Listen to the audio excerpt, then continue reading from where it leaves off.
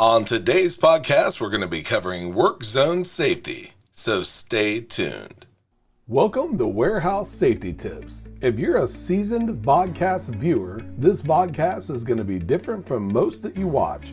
It's based around exactly what the name implies, warehouse safety tips. And since the people in this industry are busy, we know that time is money, so each episode will be as short and to the point as possible. And now, with all that out of the way, let's get to the vodcast. If you've ever played a game like Monopoly, Chutes and Ladders, and/or Life, you're more than familiar with following a path. Now, were you able to see your facility from above, you'd probably see similar paths to follow. These paths usually wind in and out of what we call work zones. Now, these are areas where production, maintenance, and/or some sort of activity is taking place and are usually limited to those who are supposed to be there. Now, sticking with the game references from above, it would be awesome if work zones were like the game Operation, where every time you ventured into an area that you didn't belong, there was a loud buzz. Unfortunately, we're usually limited to simple signs and/or lines, and unlike the buzz of Operation, when it happens in real life, people can get injured or even killed while venturing into the wrong areas. Now, on this podcast, we constantly reference doing walkthroughs of your facility to see areas where you could improve safety, productivity, and organization. If you were to do this in reference to walkways and work zones, how would your facility rate for the effectiveness of labeling the two? Would you trust a visitor to be safe in knowing where to go without any issues? If not, then you have a lot of work to do. If so, then be sure to constantly revisit your layouts and try to improve upon the effectiveness even more.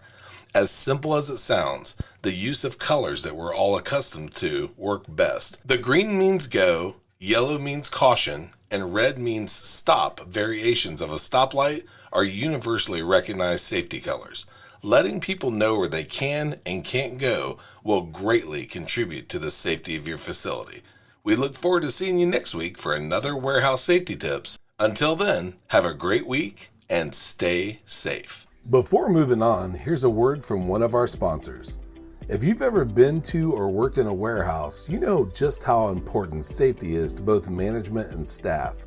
It's almost impossible to go 10 steps without seeing safety tape, angles, signs, and/or safety products.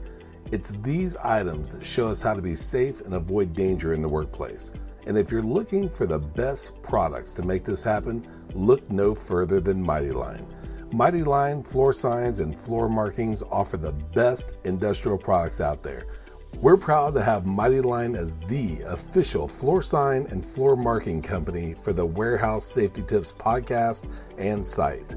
Go to mightylinetape.com/safety tips to request a sample pack of their incredible safety signs and floor markings. We hope you enjoyed this episode of Warehouse Safety Tips. If you visit warehousesafetytips.com, you'll find the show notes for this episode and access to all of our blog posts, previous podcasts, advertiser information, and much more. Thank you for listening to Warehouse Safety Tips and have a safe day.